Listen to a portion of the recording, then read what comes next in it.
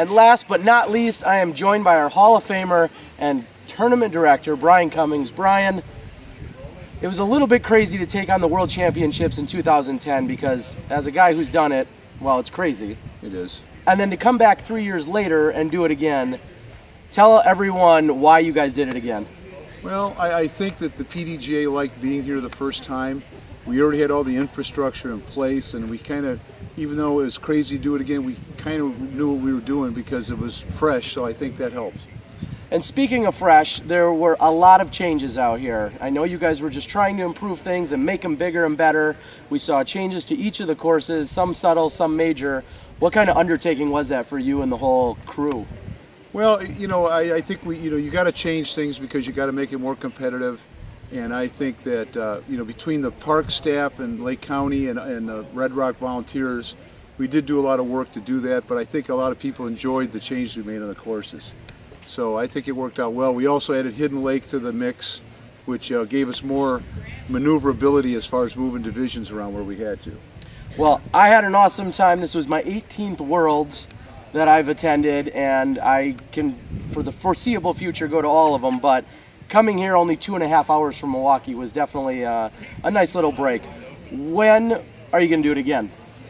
That's a good question. You got a good sense of humor. I don't know.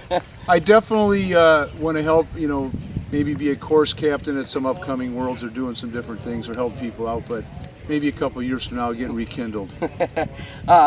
We saw you at Charlotte last year where you were helping out. Why don't we talk a little bit about, your role as a TD and a Hall of Famer. Let's talk a little bit about why people should come play or visit the Lemon Lake complex. Well, obviously you can play 4 courses at one time. The white course will be back to its normal small layout, and therefore that's a course for beginners.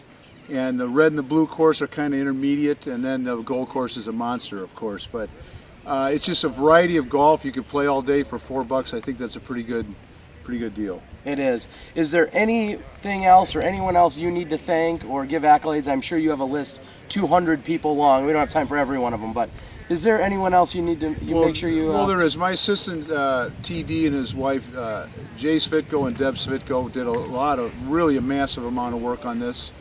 The Lake County Parks Department for letting us put these great courses in. They've been behind us. April Brown, who runs the park here, and of course all the volunteers that came out and helped. Awesome. Well, again, that was your 2013 World Championships. It was an awesome week. Amazing to see all of the shots we saw all of the players.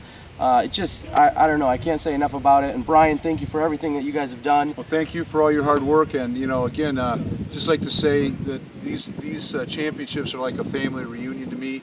I meet a lot of young people and I meet a lot of old friends, so I just had a great time. All right, well, thank you so much. Again, Brian Cummings, the disc golf guy, and we'll catch you guys at the next Worlds.